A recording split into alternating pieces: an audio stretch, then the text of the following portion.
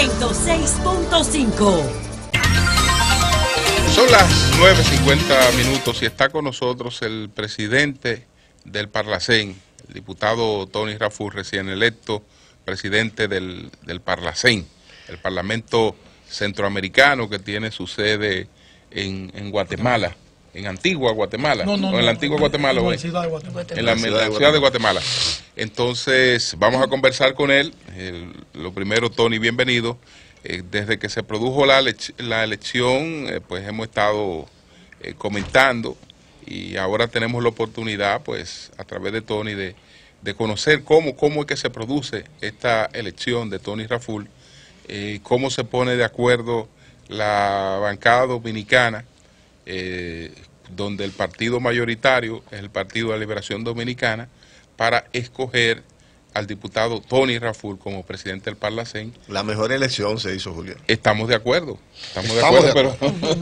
Es muy bueno estar entre amigos y amigos queridos. Ahora Julio pregunta. Amigos y amigas Bueno. queridas. Sí. Bueno, lo primero es que el Parlamento Centroamericano está integrado por representantes de 6 estados. Entre ellos la República Dominicana. La elección de la presidencia del Parlamento Centroamericano le corresponde a cada uno de los estados cada 6 años. O sea, a la República Dominicana le volverá a corresponder dentro de 6 años la presidencia del Parlamento. En esta ocasión, en el proceso de selección y competencia interna, nosotros recibimos el respaldo y el apoyo, yo diría que prácticamente de la mayoría de todas las bancadas participantes en el Parlamento Centroamericano. ¿Cuántos son? ¿Cuántas personas? Por cada país, por cada estado-país, son 20 diputados. O sea, estamos hablando de 120 diputados. Okay. Entonces recibimos el apoyo desde hace tiempo de la mayoría de los diputados participantes. Claro, este es el producto, digamos, de evaluaciones, del trabajo realizado dentro del Parlamento, de la participación, del currículum, de la evaluación. O sea, una serie de factores concurrentes donde el que menos participa es el político desde el punto de vista de preferencia de carácter político, partidario. O sea, el que más se toma en cuenta es ese, o sea, ese renglón donde confluyen una serie de características y cualidades del candidato, de la persona que aspira a la candidatura. Entonces, llegó un momento en el Parlamento Centroamericano en que prácticamente había un consenso, yo diría que absoluto. Bueno, todo consenso es relativo, no es totalmente absoluto.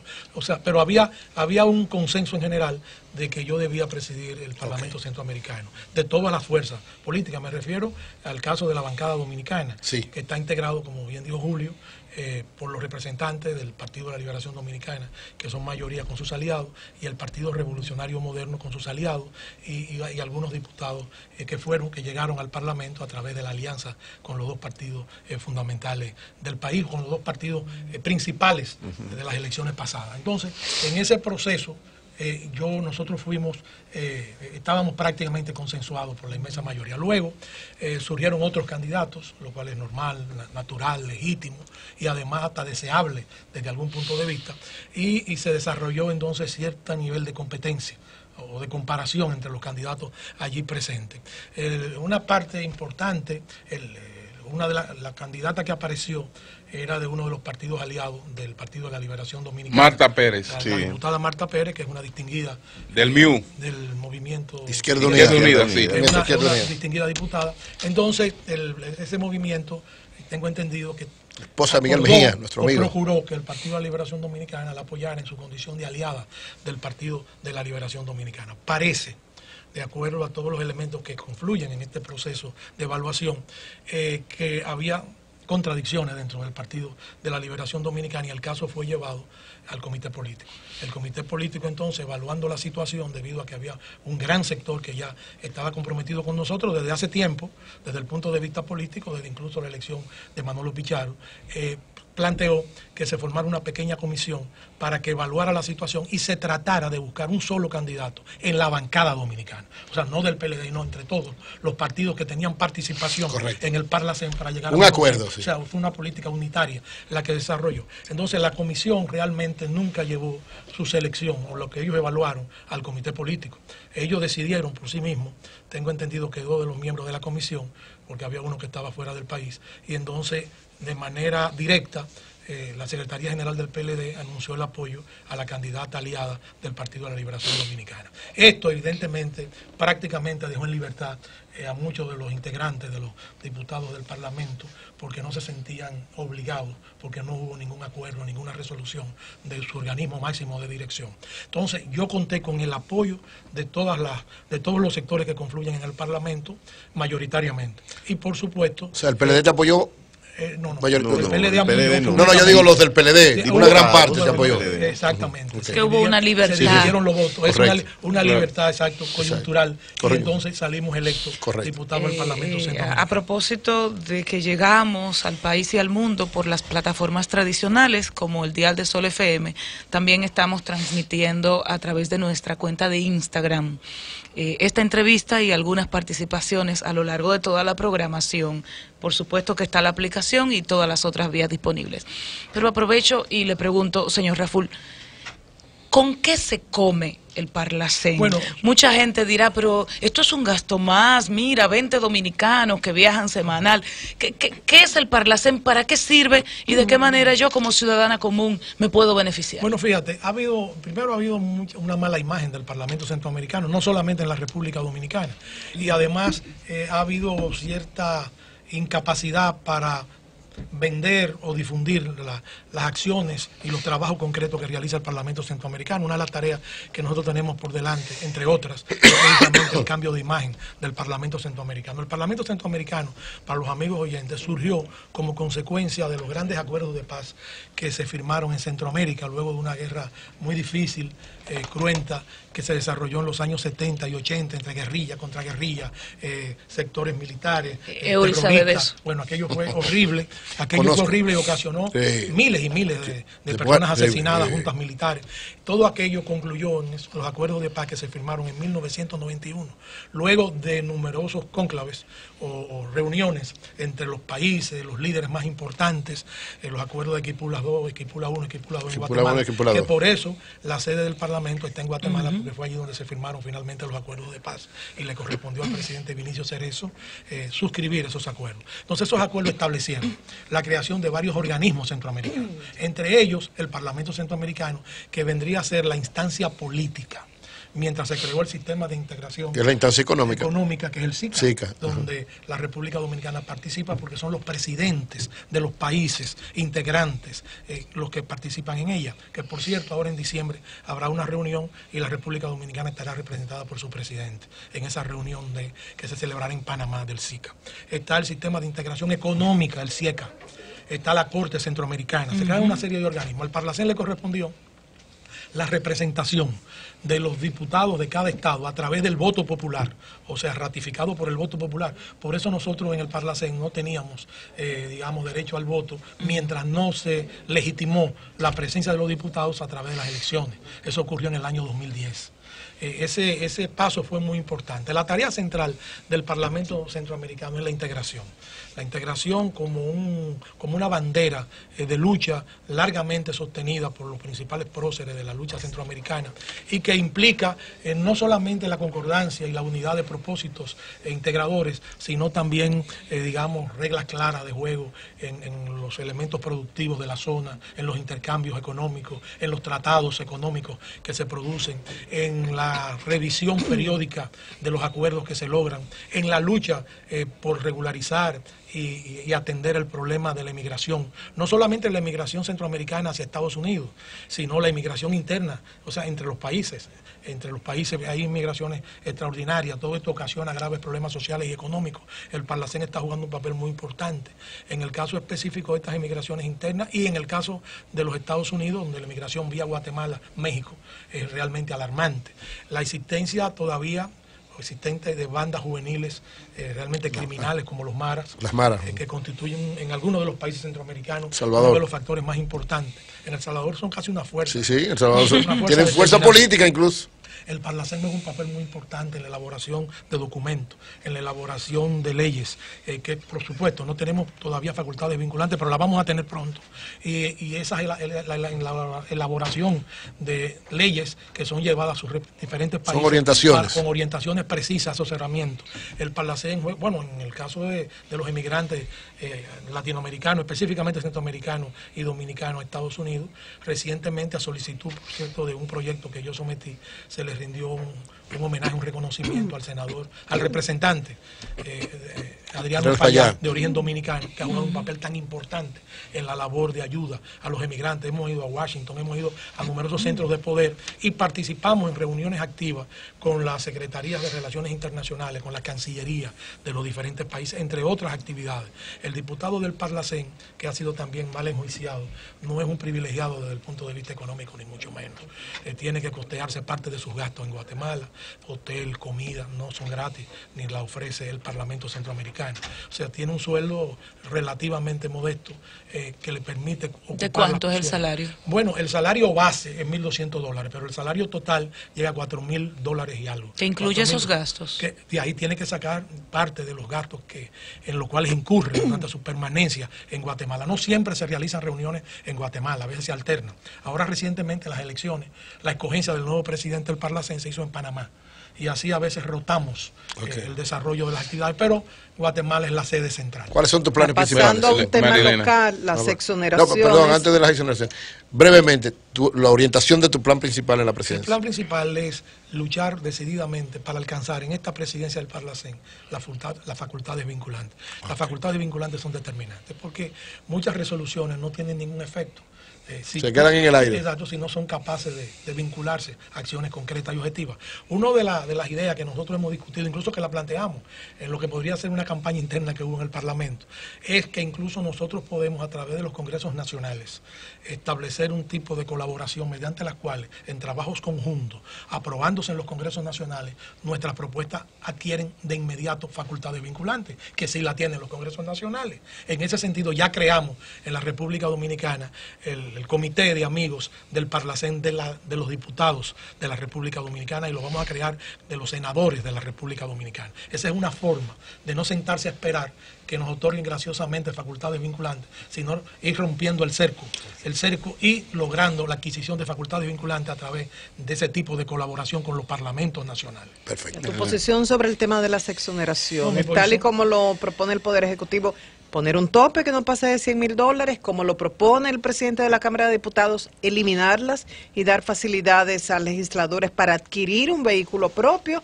u otra opción. Bueno, mi posición es clara, yo estoy totalmente de acuerdo con cualquier medida que se tome con tal de garantizar desde el punto de vista del Estado que se evite el dispendio, la negociación de exoneraciones. Yo estoy totalmente de acuerdo. Ahora, yo quiero solamente aclarar un punto de vista.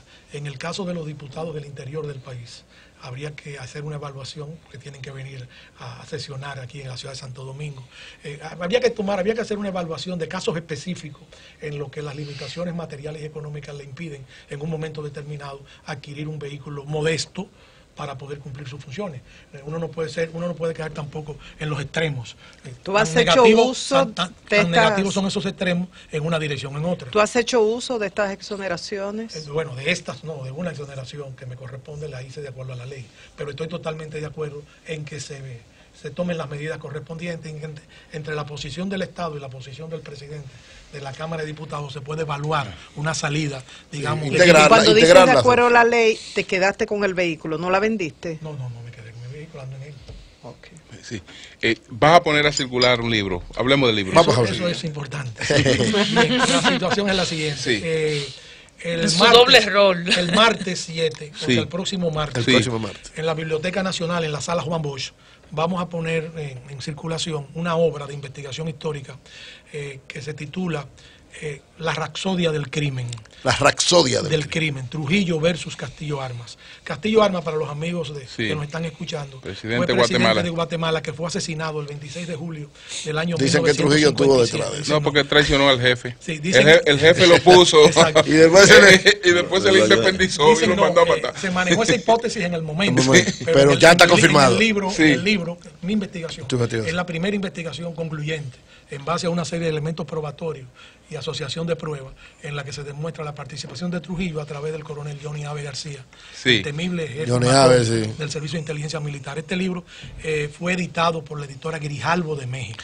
La editora Grijalbo. Una editora muy prestigiosa, muy importante.